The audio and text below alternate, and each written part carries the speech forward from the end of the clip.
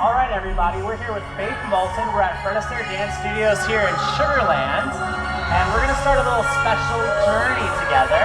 But first, we want to introduce our guest and let her tell you a little bit more about herself.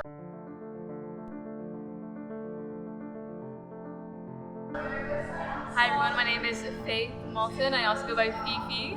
I'm also called the OneArmWonder. It's my street name, I like to say. A bit about me is I'm currently a graduate civil engineer. I recently graduated in the fantastic year of 2020 and studied civil engineering and minored in energy and sustainability. The environment has been a huge passion of mine for a long time.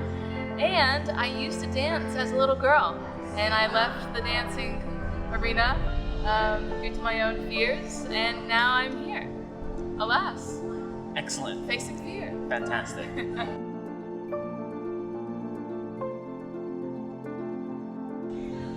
All right, Faith, and now Fred Astaire Sugarland and yourself are going to start a brand new journey, and that is ballroom dancing. Woo! We do have a really big goal coming in December, so our audience is going to be on this journey with us. And in December, she's going to be dancing in our regional competition. It's called Holiday Star Ball.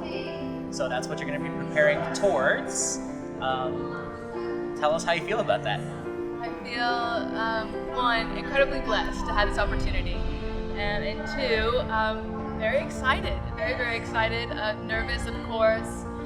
It's a total area of the unknown for me, and it's going to bring up, I'm sure, a lot, but in that experience, I'm really looking forward to seeing the person that I come out to be on the other side, as well as what the journey and sharing the journey sparks in others. Fantastic. Yeah.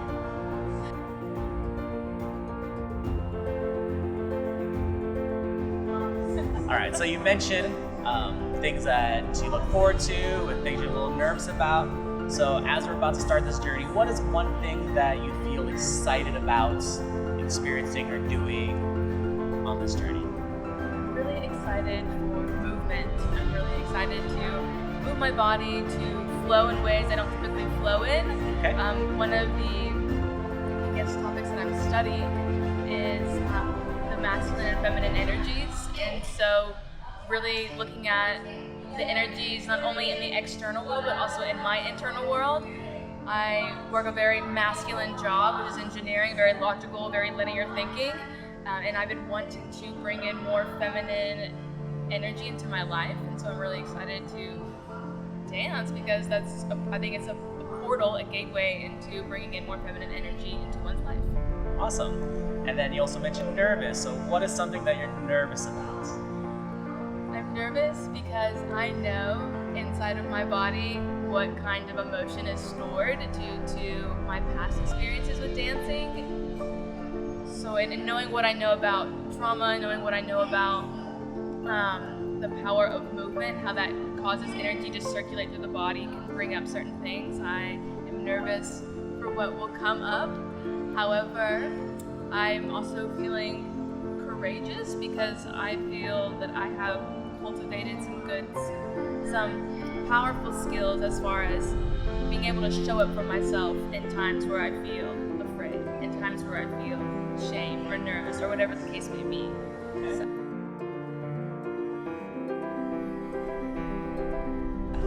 Now, we do recommend for any of you that's stumbling on this for the first time, seeing our social media, Faith does have a YouTube page.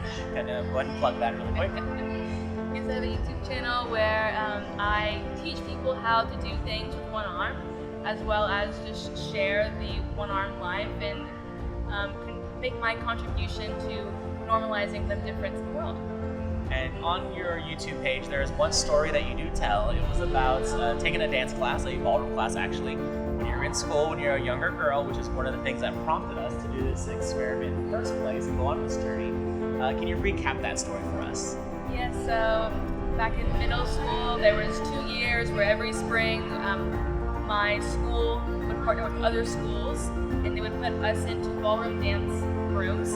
And we would have to learn different traditional dances like the foxtrot and the mambo and these different things. But you were paired randomly, and I went to an all-girls school, and I was pretty young, so I really hadn't met a lot of people from the other schools, and then I also didn't have any male friends at that time.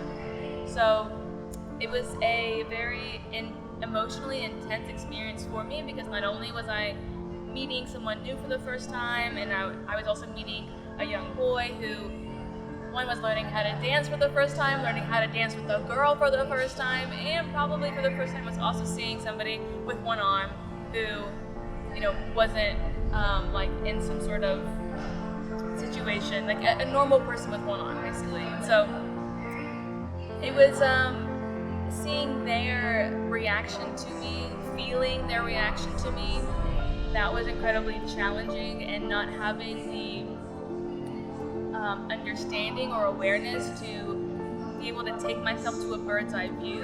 I took those interactions personally, but went to every dance class because I was determined to still be with my friends and didn't want to be the girl who didn't go to dance club. However, I essentially traumatized myself every weekend for 2 springs in a row, which I don't regret, because now I'm here with you having this lovely conversation.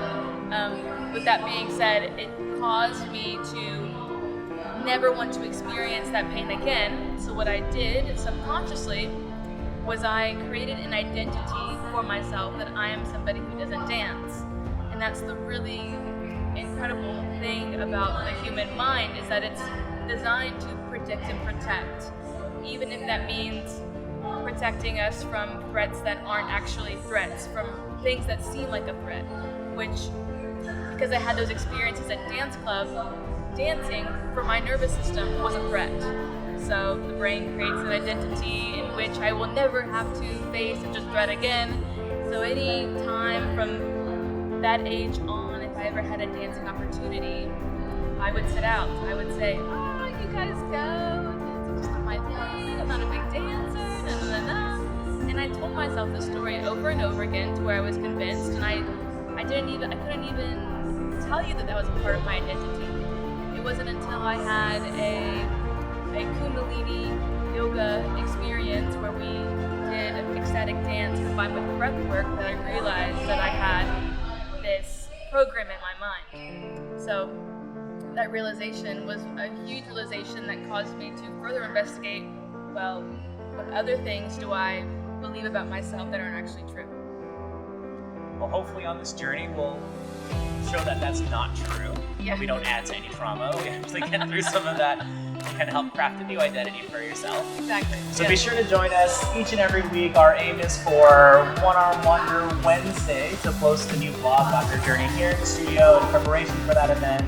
We'll have some clips of her dancing, some blooper reels and fun things like that. So those are the things you can expect. Follow her on her social media. Make sure you follow Fred Astaire Sugarland, and we will keep you posted. So we will see you